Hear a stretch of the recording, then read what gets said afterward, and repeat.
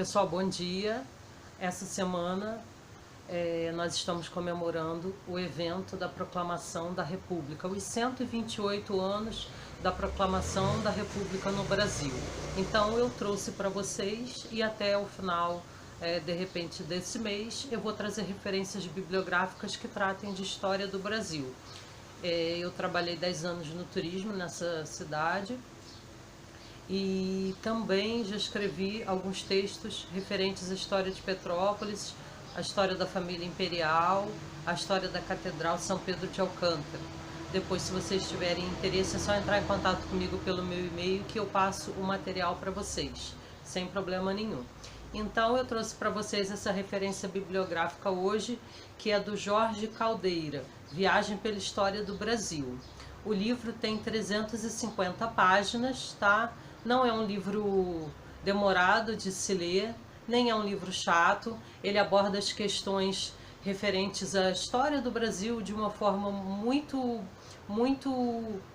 fácil de se compreender e também de uma forma resumida, tá? Então o livro tem 350 páginas, ele é do ano de 1997, tem 12 capítulos, é da editora Companhia das Letras, tá? E o Jorge Caldeira, ele foi historiador, professor, jornalista e também fez seu mestrado e doutorado pela USP. O seu mestrado foi em ciência política. Então ele vai explicar em todos os capítulos um pouco da história do Brasil desde o evento da colonização. Ele começa falando da colonização no Brasil, como foi essa relação entre negros, índios, entre europeus, como foi a relação entre os portugueses e os espanhóis com a população que já morava no Brasil.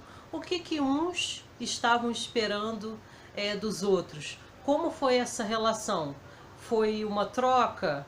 Foi uma relação de interesses? Foi tensa? Foi uma relação de paz? Então ele vai tratar dessa questão referente aos primeiros habitantes e o que aconteceu quando os europeus se encontraram com os índios e com os negros em terras aqui do Brasil. Então, mais além, ele vai começar a falar sobre Brasil Colônia. Ele passa 4 capítulos falando sobre Brasil Colônia. E depois ele entra na questão da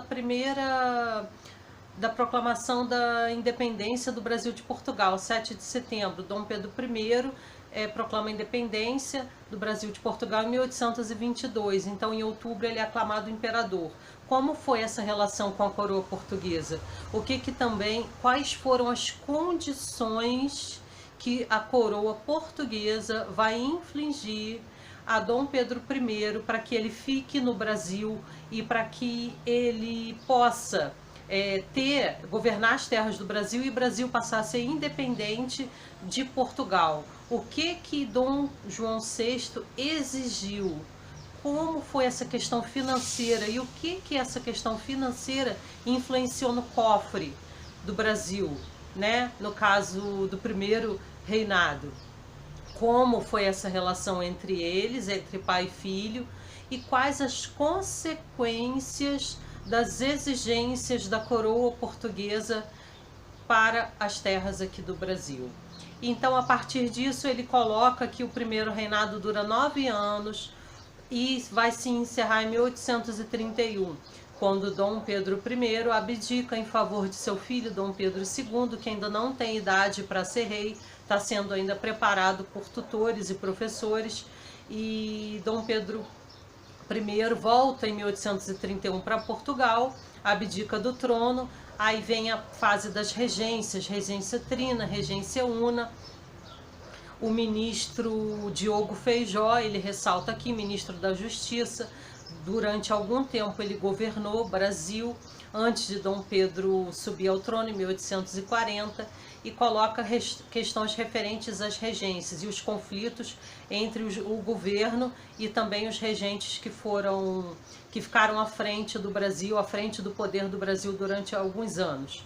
Então, em 1840, Dom Pedro II sobe, né, ao trono, é sagrado, aclamado e coroado como segundo imperador do Brasil.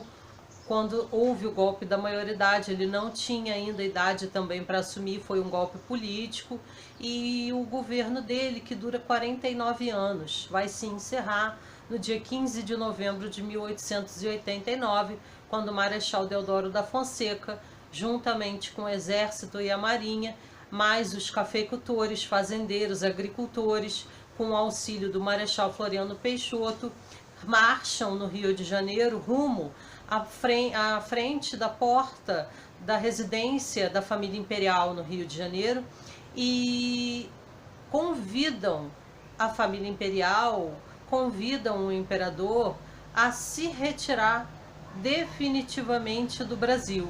Então Dom Pedro II, ele já bastante idoso, já com 64 anos, a saúde bem debilitada, a diabetes bem avançada, ele recebe uma intimação do exército para poder deixar definitivamente o Brasil. Então, na madrugada do dia 15, na madrugada do dia 17 de novembro, ele, junto com a família, embarcam rumo a Portugal. E Dona Teresa Cristina vem a falecer no dia 28 de dezembro do mesmo ano. Dom Pedro II vem a falecer em 5 de dezembro de 1891. Depois que ele deixa Portugal, depois que sua esposa falece, ele vai viver com a filha e o genro, o Dom Luís Felipe Maria Fernando Gastão de Orleans, o Conde D. Ele vai viver com o genro, a filha no Castelo D, na França, e depois ele passa a viver em um hotel e vem a falecer com 66 anos, tá?